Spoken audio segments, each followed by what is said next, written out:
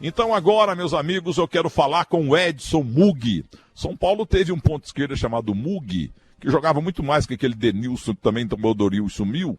O Muggi era ponto esquerda do São Paulo. Aí, de repente, em várias cidades, aí, em vários times, em Goiânia também, em São José dos Campos, em São Paulo, na Portuguesa, despontou o goleiro negro Edson Muggi. Ô Edson Muggi, como é que vai, rapaz? A gente conversa quase todo dia na internet, hoje pela primeira vez ou segunda vez no ar aqui na Rádio Bandeirantes. Bom dia pra você. Bom dia, Milton Neves. Obrigado novamente pela sua oportunidade. Você é uma pessoa fantástica, né? Você não esquece do interior do Brasil, então eu fico muito satisfeito de poder participar do seu programa e ao vivo, né? Que isso que é importante. Ô Edson Muggi, quem te botou o apelido de Muggi? Ô Milton, sabe que foi o baiano, o já falecido, né? Que era da Ferroviária, mas ele jogou no São José. Mas é por causa do Wilson Simonal, que ele tinha um muguinho. Então eu parecia com ele e chegou no fim, pegou esse apelido e ficou.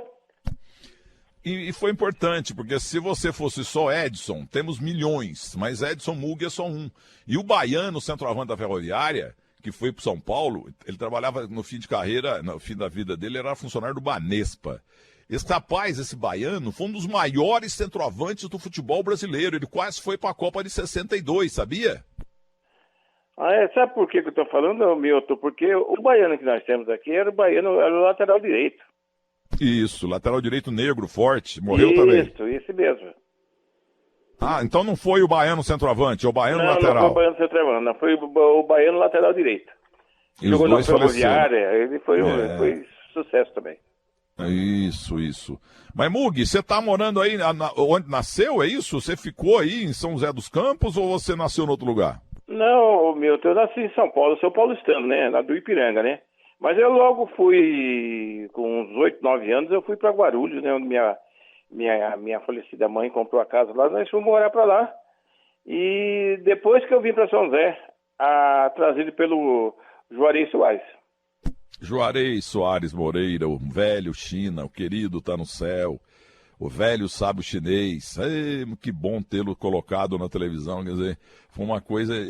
Marcelo Rezende e Juarez Soares, quer dizer, nunca imaginava conhecê-los e deu para dar um upgrade na carreira, porque o Juarez estava meio que encerrando, o Edgar Soares sempre lembra disso e trabalhou muito tempo na TV Record comigo, depois também na Rádio Record.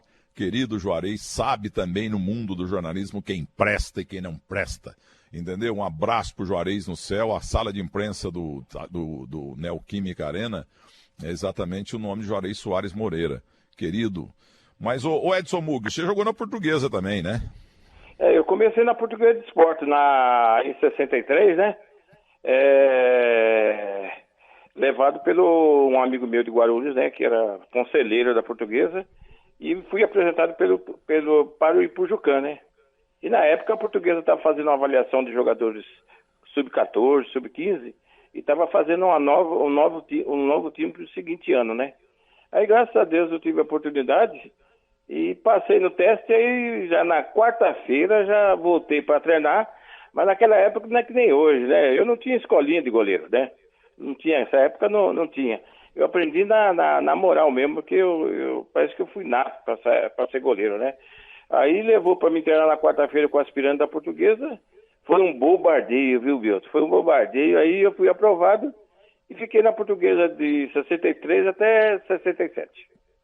Eu lembro de você na Gazeta Esportiva, na Revista do Esporte. Rapaz, aliás, a Gazeta Esportiva precisava voltar, viu? Então, é o seguinte, eu vou falar muito com você de um jogo de um sábado, a única vez na vida em que eu fui repórter de campo, mas não foi Rádio Grande de São Paulo. Sim. Foi uma rádio grande, a Nacional de Brasília, mas eu vou explicar por que eu fui repórter de campo em São Paulo pela primeira vez na vida. Mas, ô Muggi, você falou aí então que em 63 você chegou na Portuguesa, 64 e tal. Então você conviveu com o grande Félix e com o goleiro Orlando Gato Preto. Não tenha dúvida. Só para você ter uma ideia, Milton, os grandes professores da minha carreira foi o Orlando e o Félix. E tinha o Aguinaldo, que vinha o terceiro, que era aspirante, e eu vinha nos juniores, né? Mas o Orlando e Félix foi, para mim, os professores que me ensinaram muita coisa, né? Não que treinava a gente, mas eu aprendi na convivência com eles. Tá aí o Edson Mug, mais um goleiro negro, falando conosco neste domingo. Meu caro Edson, eu lembro de você no Goiás, entendeu? E lendo você na Gazeta Esportiva. Conta os times que você defendeu, por favor, cronologicamente. Cronologicamente. Eu comecei na Portuguesa Esporte, depois eu passei a profissional no Esporte Clube São José, não São José Esporte Clube, né? E era preto e branco naquela época, né? Depois, em 69, quando São José parou para fazer o Martins Pereira, eu fui levado pelo Cilim para Pronto Preto de Campinas. Depois eu fui pro Cilim, fui pro 15 Piracicaba, né? Já voltando do 15 Piracicaba, nesse empréstimo do São José, eu joguei na Portuguesa Santista, depois eu joguei no Sergipe de Aracaju, fui indicado pelo falecido Almir de Almeida, que era da seleção brasileira, né? Depois voltei para São José para disputar o campeonato na reinauguração do Martins Pereira, né? Mas eu assim, aí eu fui emprestado pelo Paulista, joguei na Portuguesa Santista, joguei no Marília também, né? Nos times do interior, foi uma passagem muito boa. Aí eu fiquei no Paulista há alguns anos, aonde na época de 76, 77, eu fui para uma seleção paulista de novos, que antigamente a federação fazia esse câmbio de seleções para disputar um torneio na Coreia, onde nós participamos praticamente 90 dias, onde nós fomos campeões com grandes jogadores do interior. Para você ter uma ideia como era bom o interior, né? Como tinha jogadores craques, né? Que depois foram para muitos clubes brasileiros.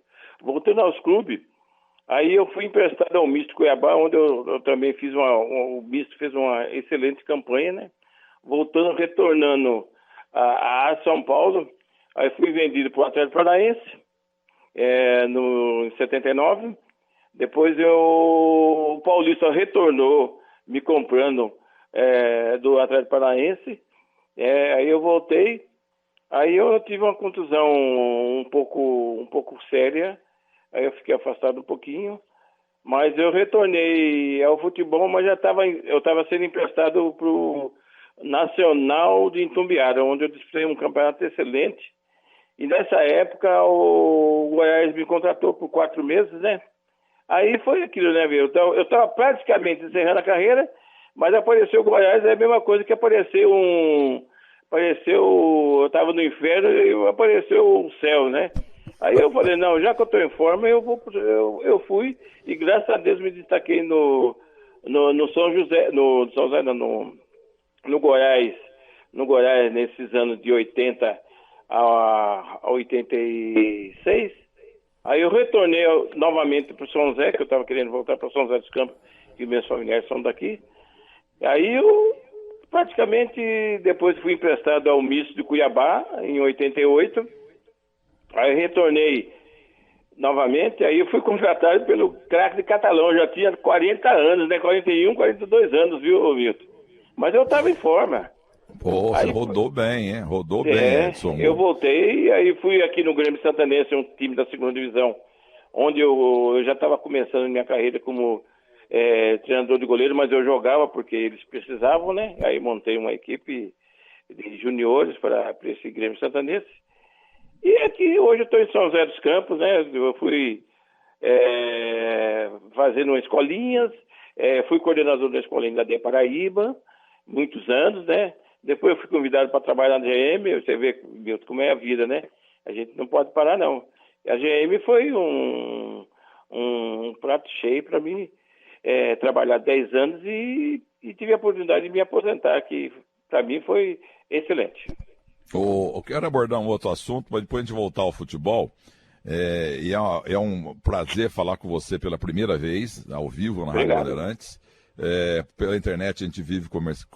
É um jogador velho comigo mesmo, a gente se conversa aí pela internet e tal. E pessoalmente eu vi você só uma vez na vida, em 84, no sábado à tarde, no Morumbi. Sim. Foi Morumbi, sim. Teu Goiás contra o Corinthians, um tal Sócrates. Sim. Primeiro tempo 0-0. E eu vi você, eu fiquei atrás do gol no primeiro tempo, vendo você ali debaixo do gol, entendeu? E eu não tive e não tenho experiência de fazer reportagem de campo, entendeu? Certo. E depois eu vi o senhor pelado no vestiário depois do jogo. Entendeu? Porque naquele tempo todo mundo entrava, inclusive 2 ou 3 repórteres, você pelado, tinha acabado de sair do chuveiro lá, e eu você dando entrevista e eu participei também. Mas antes eu quero falar de um assunto mais importante. Eu tenho até som dessa época aí, né? Vamos fazer uma homenagem para você, apesar que você tomou no segundo tempo um monte de gol. Entendeu? Vamos aqui saber de você, Edson Muggi, goleiro negro, que fez uma trajetória bonita no futebol brasileiro, hoje mora na sua São José dos Campos, no Vale do Paraíba. Como é que você está vendo o atual momento do racismo brasileiro? Falamos com o Aranha, goleiro negro, e deu um show agora mesmo. Você talvez tenha ouvido aí no Vale do Paraíba. E eu queria saber de você se você sentiu muito racismo no futebol e o que você sente hoje. Ô Milton, a gente vê a gente fica chateado com tantas coisas que vem acontecendo, principalmente com a nossa raça. Mas, no começo da minha carreira, só para citar, o Orlando sempre falava para mim, Edson, goleiro negro, é o seguinte, tem que jogar muito pro pessoal falar. Tem que se destacar, tem que batalhar, nunca esquentar a cabeça. Porque o goleiro negro já tinha uma imagem, a gente falou uma imagem daquele goleiro do Vasco. Barbosa. Ele sempre falava para mim, Edson, o Barbosa teve esse problema na seleção brasileira, mas ele foi um baita goleiro. Mas pode ter certeza que para você se destacar, você tem que jogar muito. E provar para muita gente que o negro também tem suas qualidades. Porque hoje, você vê, eu tenho 1,79 m, né? E para destacar era muito. Hoje não, hoje o goleiro tem que ter 2 metros. Eu me lembro até hoje, numa reportagem que você fez em Campinas comigo no terceiro tempo, e graças a Deus aquele dia eu fiz uma grande partida, né? E você comenta, eu não esqueço até hoje, eu tenho gravado isso aí. Mas tá cheio de goleiro bonitinho, boa pose, e o importante é pegar no gol, isso que é importante. Mas, voltando ao racismo, eu não tive, assim, nunca tive um problema com o racismo. A gente teve essa situação de saber, mas graças a Deus eu não tive problema de racismo em termos de comentários, né? Mas graças a Deus eu segui minha carreira e estou aqui na luta, aqui em São José dos Campos com a família, graças a Deus, tudo formado, minhas filhas, né, aqui em São José. Minha esposa faleceu já faz uns 7 anos, mas graças a Deus estou seguindo minha vida. Quantos filhos, Edson? Eu tenho 2 filhas, as duas formadas, né? Uma mora comigo, a outra tem uma casa aqui perto também do bairro aqui, e a gente vai tocando, né? Graças a Deus me aposentei, graças a Deus eu tenho 2 salários, mas eu vou vivendo, né? Estou fazendo escolinha ainda. Um pouco, eu fiz um curso naquela época podia tirar o CREF, né? E vou dando minhas aulinhas, mas agora não tô. Eu estou mais caseiro, Milton, do que fazer escolinha. Mas todo sábado eu faço uma apresentação, eu vou num clube que é a Escola de Futebol Crescer, de um amigo meu, né? E de sábado eu vou fazendo alguma coisinha para não perder e enferrujar muito. Você precisa ter neto para jogar no gol, Muggi. Não, eu tenho neto. Mas o meu neto deu um probleminha, ele nasceu com problemas, o tratamento está sendo feito, graças a Deus, né? Espero ele recuperar bem para pensar em pôr em goleiro, porque não é fácil não, viu, meu? A turma fala que é fácil, mas não é fácil não. O goleiro negro sofre muito, né? Nossa Senhora. O estigma do Barbosa na Copa de 50, e a culpa lá não foi dele, não. Foi a habilidade do Didia e a não habilidade do técnico Flávio Costa, que ousou deixar Nilton Santos de lateral direito reserva do Augusto do Vasco, e escalou um lateral negro, que era bom, é claro, era do Fluminense, o Bigode, mas o Ademir Menezes falava muito isso, ele era comentarista numa rádio do Rio de Janeiro. A culpa ali não foi do Barbosa. Nos 2 gols, o Didia passou muito fácil pelo Bigode, no segundo não teve a cobertura do quarto zagueiro, que me fugiu o nome dele aqui agora, que jogou no Palmeiras também, e a maior falha foi essa, porque o Nilton Santos tinha que ter sido o lateral esquerdo. Entendeu? Aí a coisa seria melhor, a gente imagina, é claro. Mas é o seguinte, você falou do Orlando Gato Preto, que nós tivemos 2 gatos pretos aí, o Orlando da Portuguesa e o Barbosinha do Corinthians, entendeu? E os 2 já faleceram. E o Orlando era tão bom que ele deixou o Félix na reserva. Na final do Campeonato Paulista de 64, o Santos ganhou de 3-2 da Portuguesa com a ajuda da arbitragem. O Armando Marques não deu um pênalti escandaloso do Ismael, saudoso lateral direito do Santos, o italiano Ismael Cabral Mafra, no Ivaíro Príncipe. Portuguesa, naquela época, tinha o Emoré Moreira de técnico e trouxe muito jogador do Rio de Janeiro. O Orlando Gato Preto veio, o Edilson, lateral esquerdo do Botafogo, veio também. O Pampolini, que estava no Botafogo, veio também. Nair veio do Madureira. E Almiro, ponta direita, que era do Fluminense, passou pelo Taubaté. E a dupla Henrique Frade e Dida. A dupla famosa, entendeu? Verdade. Então esse time aí, até na Vila Belmiro, eles jogaram com Orlando, o lateral direito, meu Deus do céu, me fugia aqui o lateral direito, mas já eu lembro. E você falou do Ipojucã, me deram a informação de que outro dia eu conheci um neto do Ipojucã lá em Santos, no Museu do Peleco, fazendo um trabalho para Bandeirantes. É verdade que o Ipojucã foi o jogador mais hábil da história?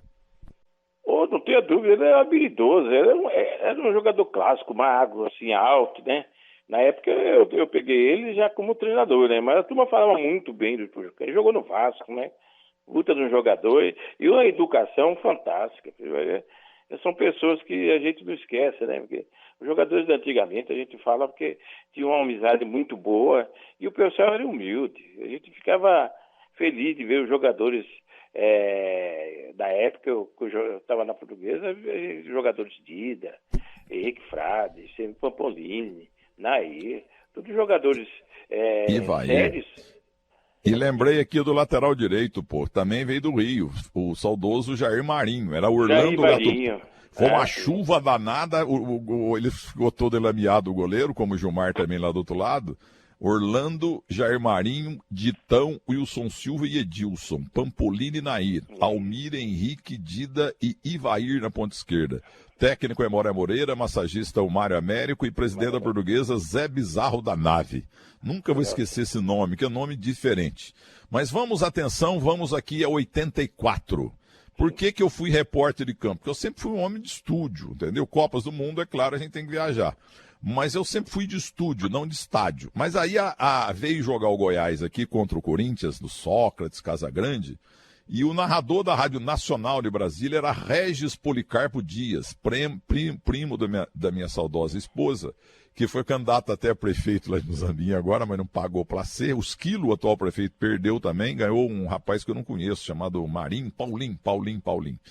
E o Regis chegou em São Paulo e foi lá na minha casa, eu morava na Capote Valente. Me ajuda, porque eu vou transmitir o jogo sozinho, não tem um comentarista, não tem repórter, não tem nada, aí eu não aguento. Torcedor do Fluminense, meu amigo de infância, adolescência, etc. Muito bem. Aí fui pedir liberação para a rádio lá, porque eu trabalhava quarta, quinta, sexta no box, sábado, domingo. Trabalhava feito um cavalo de carga, mas consegui. E fui lá, eu lembro que eu fui até com uma jaqueta da Caninha 51, que naquele tempo podia fazer propaganda antes da meia-noite. E eu fui o repórter de campo. Muito bem. E eu não tenho até hoje experiência nenhuma, sabe? Porque hoje também você fica segregado nos cantos. Antigamente a reportaiada ficava no meio do campo. Eu entrei no meio do campo para entrevistar o Washington, o novo Pelé, saudoso Washington. Sim, joguei com ele no Goiás. Isso, então, aquele dia ele jogou. Muito bem. Aí o primeiro tempo acabou, 0-0. Casagrande perdeu um pênalti diante do senhor. Isso. Entendeu? Aí o Casagrande veio, o Fausto Silva também era repórter naquele dia. Certo. E todo mundo foi em cima do Casagrande. E aí, Casagrande, o que aconteceu? Como é que você perde o pênalti? Porque eu não tenho experiência até em sentir, sabe, vocês jogadores de futebol, a emoção do jogo, vocês ficam tensos demais. O Casagrande estava suado, entendeu? Nervoso, que tinha perdido o pênalti e tal, aquela tensão do jogo. E eu não fiz pergunta nenhuma. O pessoal fez. Muito bem. Aí, primeiro tempo, 0-0. Aí conta o que aconteceu no segundo tempo. Do incrível pareça, né, Milton? O Sócrates estava jogando nesse jogo, né? E a gente tinha um cuidado muito grande, né? Não era um Pelé, né? Mas era um jogador de uma categoria fantástica, né? E justamente aquele dia ele fez 4 gols, Milton. E na época eu falava pros meninos, eu falei, gente, pelo amor de Deus, já não vestiaram, né? Eu falei, gente, vocês deixaram, nós falamos para prestar muita atenção no soccer, mas deixaram ele à vontade. E esse jogo ele fez 4 gols, ele é um gênio, né? Hoje nós não temos esses gênios do futebol, mas o soccer aquele dia desequilibrou nossa equipe. Infelizmente, ou felizmente, para mim, ter tomado o gol do soccer, para mim isso foi uma satisfação, mas o resultado em si, dentro do jogo, foi triste, mas é coisa de futebol, né? Antigamente o nego goleava fácil, tinha times que tomava goleada e a gente participou dessa goleada. Mas foi muito gratificante ter jogado contra o Sócrates e ter ainda essa recordação desse jogo, que foi triste no momento de ter perdido por 5-0, mas ao mesmo tempo satisfeito de ver o grande Sócrates já falecido jogar. Mas agora vamos então, a manchete é esquisita, né? Eu vi o Edson Mug de perto só uma vez, que eu entrevistei você no rádio, lá em Campinas, quer dizer, não te vi, eu atrás do gol também não dá para ver direito, agora pelado eu vi o senhor. Então terminou o jogo, 5-0, a reportagem foi tudo lá pro Corinthians, mas ficou um monte também lá no Goiás, né? Aí você abriu a porta do chuveiro lá e apareceu pelado, e uns 4, 5, 6 repórteres perguntando pro senhor, tomou 5 gols no primeiro tempo nada, agora no segundo tempo tomou 5. Você falou assim, é o seguinte, mas tá indo bem, mas meus backs dormiram. Você falou desse jeito, largaram a fera solta, você falou assim, largaram a fera solta, aí não aguento, o que eu vou fazer? Entendeu? Eu nunca vou esquecer isso na minha vida, até porque no fim da entrevista você pegou um negócio que eu não sabia. É um garfo, o teu cabelo era Black Power, Black Power. Você tinha um garfo, um pente diferente, né? O Denilson Show usa isso também. Você lembra desse pente? Você ficou se penteando ali, né? Você pelado com aquele garfo se penteando, molhado, entendeu? E falando do Sócrates. Nunca vou esquecer disso, Mug.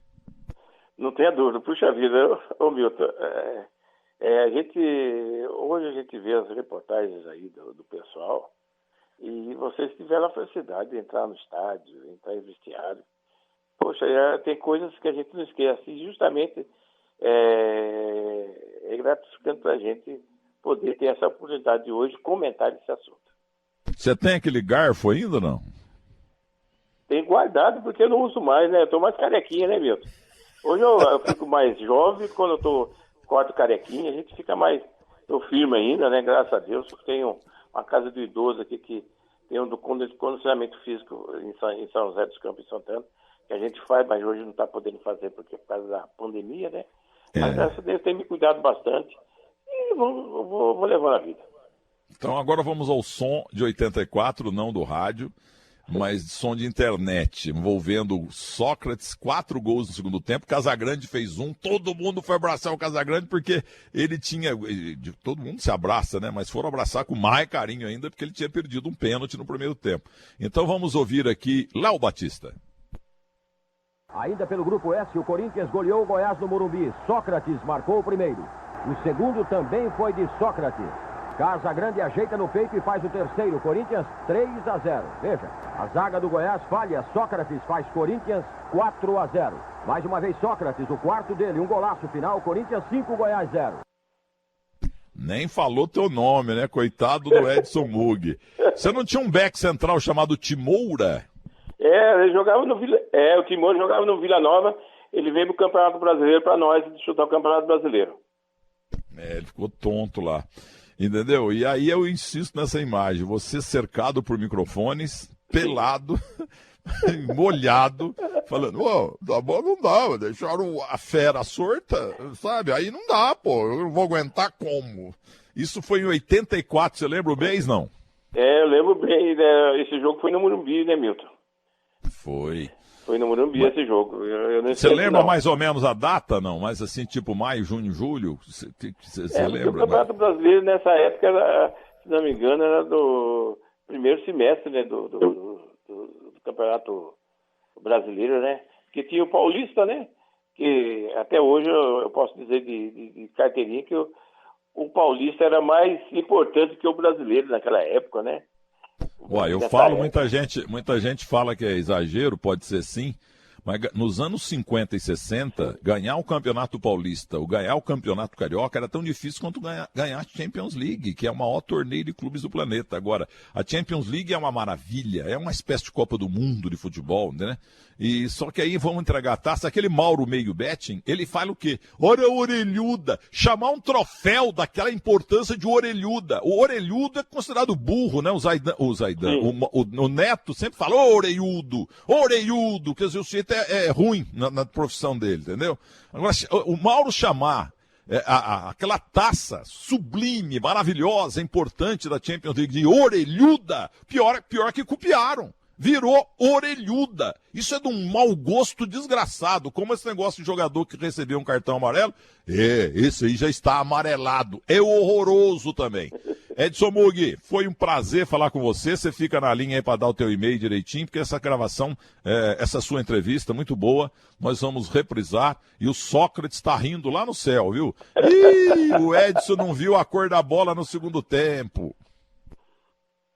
Então, Milton, a outra coisa que eu posso dizer é agradecer a oportunidade que você está me dando, que a gente foi amigos da velha guarda, né? E hoje a gente tem a oportunidade de conversar pela internet, mas muito bom falar com você. É um prazer e Ô Mug, só não perdeu. E quando você aparece no Que Fim Levou no terceiro tempo da Band? Olha o Edson Mug aí. Não tem melhor emoção. Eu saio aqui quando eu saio na cidade para fazer uma comprinha aqui em São José dos Campos, todo mundo quer falar comigo. Eu falei, meu Deus do céu, que legal. E aí, pra gente é uma sensação que teve a oportunidade de jogar nos anos 70, 80, onde os jogadores eram fantásticos. Edson Mug, um grande abraço e viva o negro do futebol e o negro em geral. Um abraço para você. Obrigado, Milton. Um abraço a toda a sua equipe aí.